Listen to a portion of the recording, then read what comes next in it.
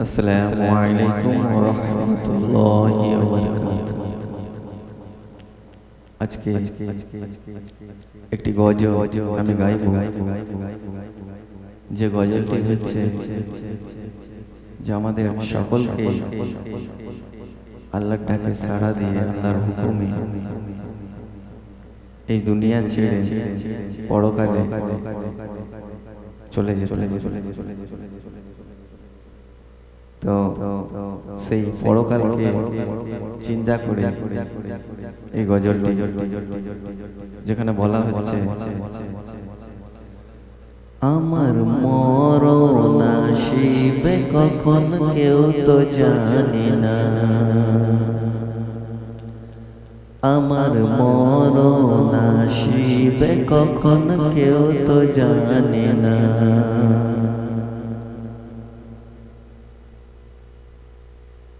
আমি চলে গেলে আমায় তোমরা ভুলে যেও না, আমি চলে গেলে আমায় তোমরা ভুলে যেও না। আমার মরণ আসিবে কখন কেউ তো জানে না, আমার মরণ আসিবে কখন কেউ তো জানে না। এই দুনিয়ায় চিরজীবন থাকার জায়গা না, অন্ধকার কবর যে আমার আসল ঠিকানা। এই দুনিয়ায় চিরজীবন থাকার জায়গা না, অন্ধকার কবর যে আমার আসল ঠিকানা। এই দুনিয়ায় চিরজীবন থাকার জায়গা না, অন্ধকার কবর যে আমার আসল ঠিকানা। সবাই আমায় আসবে রেখে সঙ্গী হবে না, ও ভাই সবাই আমায় আসবে রেখে সঙ্গী হবে না। আমার মরণ আসিবে কখন কেউ তো জানে না, আমার মরণ আসিবে কখন কেউ তো জানে না। তোমার আমার কে আপন একটু ভাবনা, যিনি আপন তিনি কাঁদেন সোনার মদিনা। তোমার আমার কে আপন একটু ভাবনা, যিনি আপন তিনি কাঁদেন সোনার মদিনা। ও ভাই নবীর দিদার পেতে চলো সোনার মদিনা, ও ভাই নবীর দিদার পেতে চলো সোনার মদিনা। আমার মরণ আসিবে কখন কেউ তো জানে না, আমার মরণ আসিবে কখন কেউ তো জানে না। আমি চলে গেলে আমায় তোমরা ভুলে যেও না, আমি চলে গেলে আমায় তোমরা ভুলে যেও না। আমার মরণ আসিবে কখন কেউ তো জানে না। কবর মাঝে মা বাবাকে দেখা যাবে না,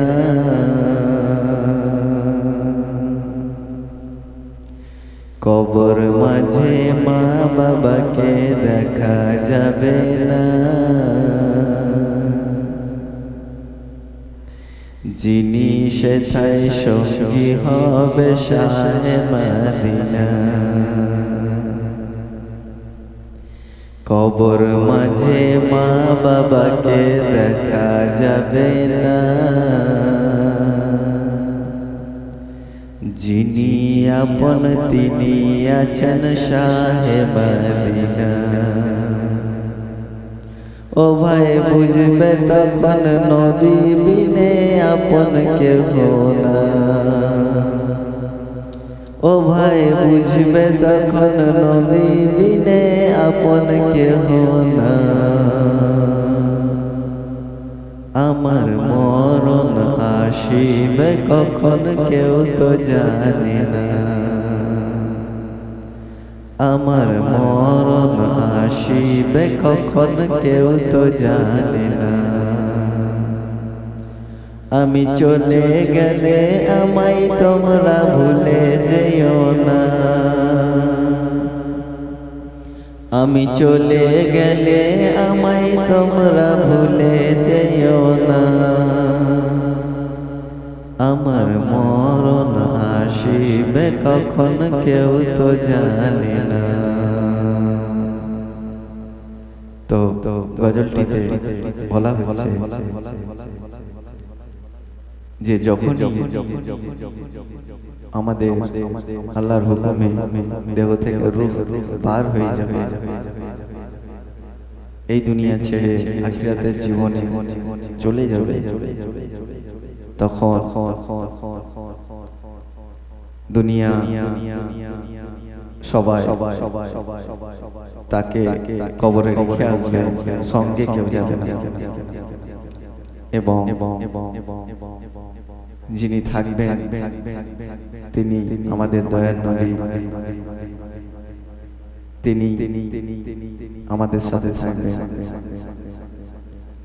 কবর মাঝে মা আত্মীয় স্বজন, মা আব্বা আত্মীয় স্বজন যত যা কেউ আছে তারা কেউ সঙ্গী হবে।